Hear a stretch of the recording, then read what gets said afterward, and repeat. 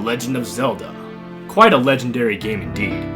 Released in 1987 for the Nintendo Entertainment System, this landmark title sparked imagination and inspiration to children and future game developers all over the world.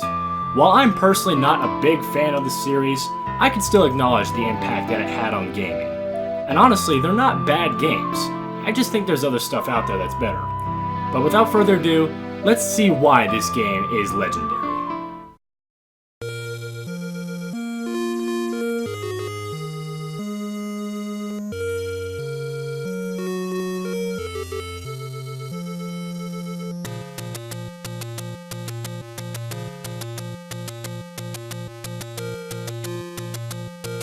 Right off the bat, Zelda does a great job at creating suspense. In the prologue, it mentions that the Dark Prince, Ganon, stole the Triforce of Power. The manual also talks about Ganon, but it never shows what he looks like. Metroid did the exact same thing with Mother Brain, and it turned out to be an excellent design choice. Now, pretend that you're a kid in the late 1980s. There's no internet, you don't have Nintendo Power, you might have some friends that play the game as well, but really, you're left with two things, the game and your imagination. That is one of the best ways to get players engrossed into the experience. After hitting start, you'll come to the file selection menu. This was another really cool thing about Zelda, because you could actually save your game. Most games prior to Zelda relied on a password system. These were often cumbersome, way too long, and in some regards completely unnecessary. But in Zelda, you don't have to worry about passwords at all. All you have to do is just save and that's it. You can even name your own file, which nowadays is nothing, but again, back in 1987, this was pretty cool. So, after you're done naming your file, you hit start, and then... I wonder how many people have this screen burned into their memory. I like the way this screen is introduced. It's like opening a book about some adventure, but instead of reading it, you're actually taking a part in the journey. Turns out video games are actually pretty cool. The first thing that I want to mention is the music. The music of Zelda is classic. Many people all across the world will say that Zelda has some of the best music in video game history.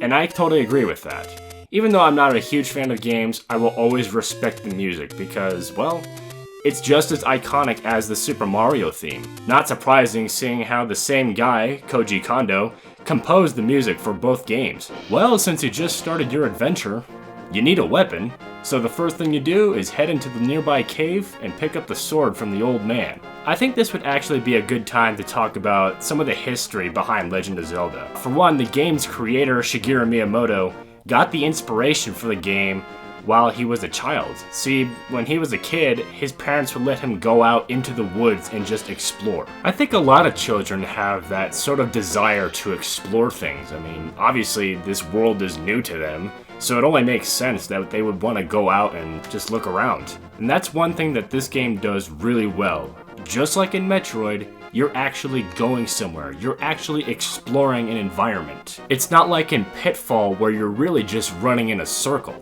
After roaming around a little bit, you'll find your very first dungeon. And I guess I should actually start talking about gameplay, right? As you can see, the game has a top-down perspective. It works well here on the NES.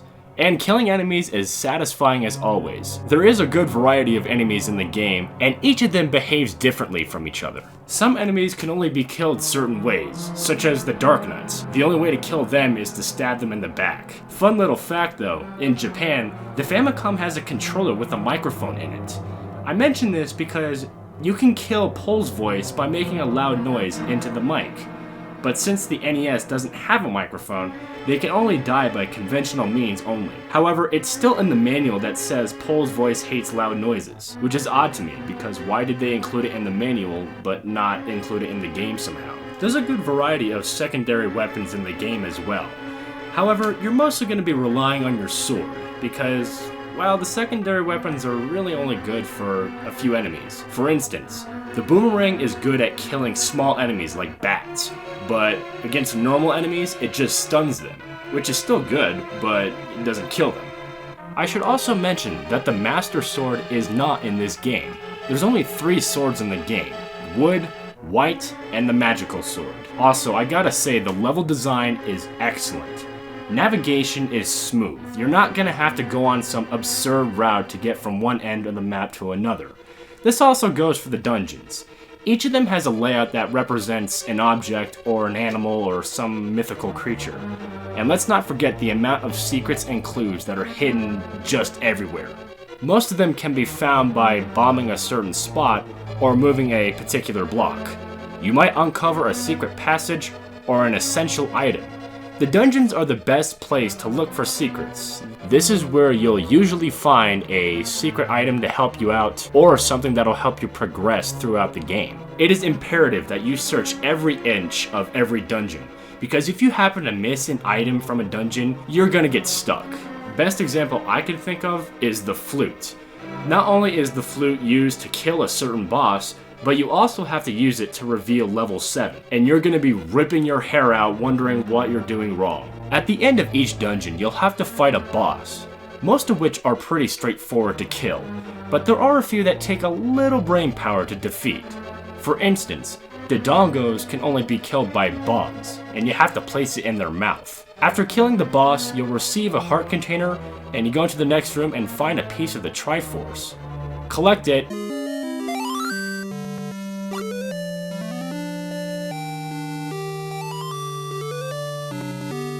and there you go, you just beat the dungeon. You need to do that 8 more times, and then you can head into Death Mountain. And we'll talk about Death Mountain later. Because right now, I want to talk about the puzzle solving of Zelda. While I do think it's really good, there are some regards of it that I think could have been improved. Some of the clues in the game could have just been a little bit better. The biggest one that I have an issue with is when you're trying to upgrade your sword. When you go to upgrade your sword, the old man will tell you, master it, and then you can use it. So I figured I needed to kill a bunch of enemies, or clear a couple dungeons and then I can get it. Turns out, I was wrong. In order to upgrade your sword, you need a certain amount of heart containers. This doesn't make any sense to me. What is he telling me to master? It sounds like he's talking about the sword. What else could I possibly master? The game? I know I can't be the only person that thought this. There are some really cryptic parts about this game, such as the Lost Woods. In order to progress, you need to follow a certain pattern. You have to go northwest, southwest. If you don't do it correctly, or if you're just lost, you'll just keep seeing the same screen over and over. You really gotta look for hints and clues. Bombing everything in the overworld becomes the norm if you don't know where anything is. That leads to my second gripe with the game. The item drop rate. It feels random at times. Sometimes I'll receive tons of rupees, bombs, and health just from a couple enemies. Other times, I'll clear out 4 screens of enemies and barely get anything. Also, I can't stand it when games give you items that I'm already maxed out on. This problem plagues many games from this era. Metroid, Castlevania 2, and this one, just to name a few. I also find some of the enemies' behaviors and movements to be very annoying. The Darknuts in particular. I swear, whenever I turn, they turn with me and they always sneak in a hit. It's like they're being controlled by a second player. These are just minor complaints though. I don't really have any major complaints with this game, just minor annoyances that can be overlooked. I should mention that the difficulty is pretty balanced as far as an NES game goes. There are some pretty hard dungeons, but since you're able to upgrade your sword and armor, I can't knock it too much. And even though the story is nothing spectacular, it's really just your typical save the princess story, it still keeps you engaged until the end. First, you have to get all 8 pieces of the Triforce that are in 8 of the dungeons. But after that, you have to head to the northwest part of the map and conquer Death Mountain. This is where all your knowledge of the game will be tested. There are so many different routes to go that it's inevitable that you will get lost. This is also the largest dungeon in the entire game, and it's pretty cool when you get the map to it. It's just a huge skull, which is pretty metal. Not to mention, you have to pick up the silver arrows if you want to kill Ganon. Speaking of Ganon, let's see what he looks like.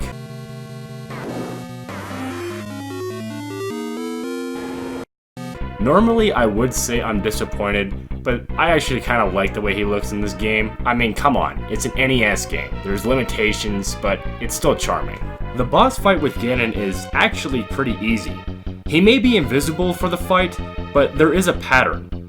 Time your attack right and he'll appear. You need to hit him 3 times with the sword and then shoot him with the silver arrow. After doing so, he'll dissolve into red ash. Honestly, I think it would have been better if it was a pool of blood, but that's just me. Next, walk into the next room where Zelda is standing, put out the fire, and there you go.